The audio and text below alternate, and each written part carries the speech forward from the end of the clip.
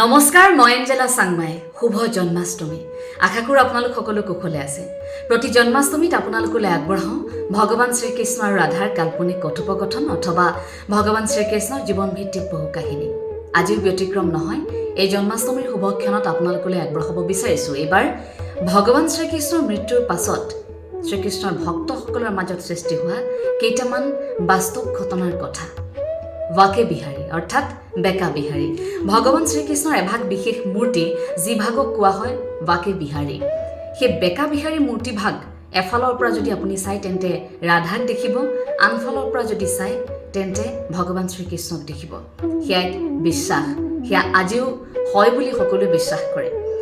ক'ব বিচাৰিছোঁ স্বামী হৰিদাসৰ কথা। ভাৰতবৰ্ষৰ ভক্তি আন্দোলনৰ অন্যতম এগৰাকী গুৰিধৰ্তা স্বামী হৰিদাস, এগৰাকী সংগীতজ্ঞ।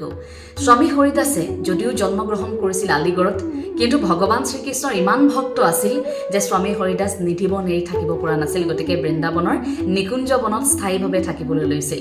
তাত স্বামী হৰিদাসে প্ৰতিদিনে ভজন গাই ভগৱান শ্ৰীকৃষ্ণ আৰু ৰাধাক তেওঁৰ দিব্য শক্তিৰে তেওঁ সান্নিধ্য লাভ কৰিব বিচাৰিছিল। স্বামী হৰিদাসে বহুবাৰ চেষ্টা কৰিছিল ভগৱান শ্ৰীকৃষ্ণ ৰাধাৰ দৰ্শনৰ বাবে। অৱশেষত এটা দিন ভগৱান শ্ৰীকৃষ্ণ আৰু ৰাধা নিধিবনলৈ আহোঁতে স্বামী হৰিদাসৰ সেই ভজন শুনিলে। তাৰ পাছত স্বামী হৰিদাসৰ কোলাতে দুয়োগৰাকী প্ৰকট হ'ল। লগে লগে সেইখিনি সময়তো নিধিবনৰ আপোনালোক সকলোৱে জানে শৃংগাৰ কৰিব লাগিব। নিধিবনৰ ৰহস্যৰ কথা মই ইতিমধ্যে পূৰ্বতে কৈছোঁ, উল্লেখ কৰিছোঁ আগৰ এটা বিশেষ ভিডিঅ'ত। গতিকে আকৌ সেই কথাখিনি নকওঁ, শৃংগাৰৰ কথাখিনিহে মই আৰম্ভ কৰিব বিচাৰিছোঁ। যিহেতু সন্ধ্যা হোৱাৰ লগে লগে শৃংগাৰ কৰা হয় ভগৱান শ্ৰীকৃষ্ণ আৰু ৰাধাক। তেতিয়া স্বামী হৰিদাসে ভগৱান শ্ৰীকৃষ্ণক কৈছে, যিহেতু মই সন্ন্যাসী, মই আপোনাক শৃংগাৰ কৰিব পাৰিম প্ৰভু, কিন্তু ৰাধা তেওঁতো মহিলা, মই শৃংগাৰ কৰিবলৈ অকণমান অস্বস্তি বোধ কৰিছোঁ। 1625 চনৰ সময় তেতিয়া ভগৱান শ্ৰীকৃষ্ণ আৰু ৰাধাই সেয়া বিশ্বাস আছে যে সেই মুহূৰ্তত স্বামী হৰিদাসৰ কোলাত এভাগ মূৰ্তি হৈ প্ৰকট হৈছিল। সেই মূৰ্তিভাগেই আছিল বাকে বিহাৰী মূৰ্তি। সেই মূৰ্তিভাগত ভগৱান শ্ৰীকৃষ্ণ আৰু ৰাধা একেলগে মিলি বেকা বাঁহী বজাই থকা এজন কৃষ্ণ যদি ভালকৈ চোৱা যায় তেন্তে তাত ৰাধাকো দেখিবলৈ পোৱা যায়। সেই মূৰ্তিভাগ বহুদিন বুকুত সাৱটি স্বামী হৰিদাস থাকিল। পৰৱৰ্তী মুহূৰ্তত মন্দিৰক সেই মূৰ্তিভাগ গতাই দিছিল। মূৰ্তিভাগ স্থাপন কৰি এটা মন্দিৰ তাত সজা হৈছে। আৰু এটা দিন স্বামী হৰিদাসে নিজৰ কোঠাটোত দেখিছে যে বিচনাখনত এগৰাকী কণমানি শুই আছে। কণমানিগৰাকীৰ কাষতে এটা বাঁহী আছে। আৰু কোলাত তুলি ল'বলৈ লওঁতেই হঠাৎ কণমানিগৰাকী নোহোৱা হ'ল, কিন্তু বাঁহীটো তাতেই থাকিল। পিছদিনা মন্দিৰলৈ গৈ দেখিছে বাঁহীটো সেই বেকা বিহাৰী যে সেই মূৰ্তিভাগে বজাই থকা সেই বাঁহীটো নাই, অৰ্থাৎ ভগৱান শ্ৰীকৃষ্ণই বজাই থকা সেই বাঁহীটো তাত নাই।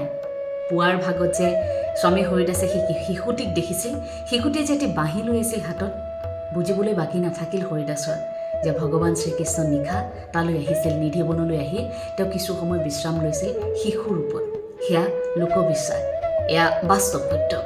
আৰু এটা কথা যে ভগৱান শ্ৰীকৃষ্ণৰ সেই মূৰ্তিভাগলৈ যদি বহু সময় ধৰি কোনো লোকে চাই থাকে, যদি দৃষ্টিশক্তিৰো ভগৱান শ্ৰীকৃষ্ণক পাব বিচাৰে তেন্তে পাব পাৰে।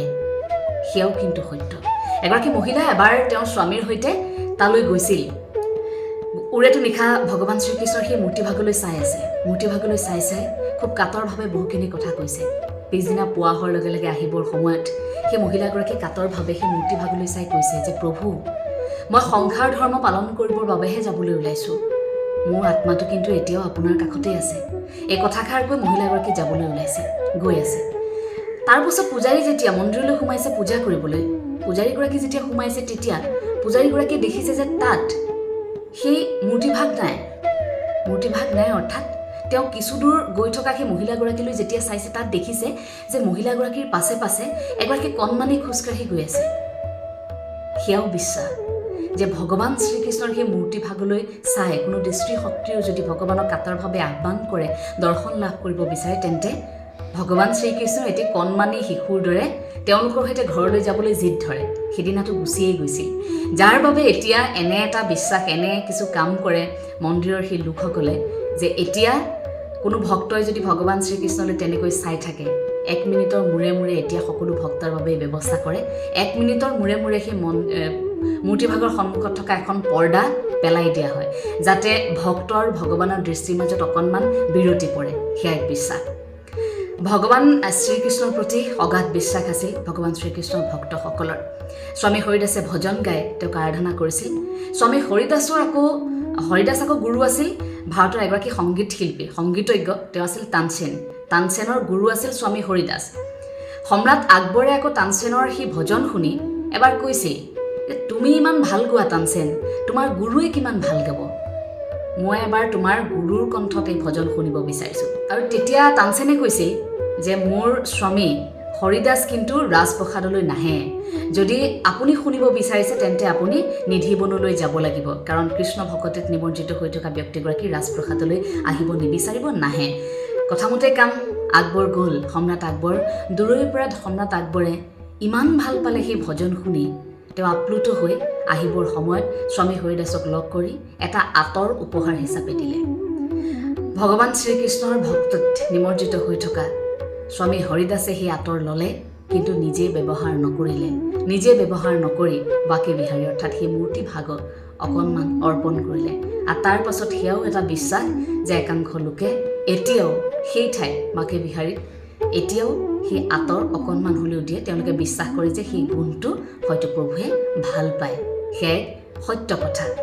আজি জন্মাষ্টমীৰ শুভ ক্ষণত আপোনালোকলৈ আগবঢ়ালোঁ বাস্তৱ কিছু কথা মোৰ শিক্ষাগুৰু অনিতা ডেকা বৰাৰ কলমেৰে। ধন্যবাদ।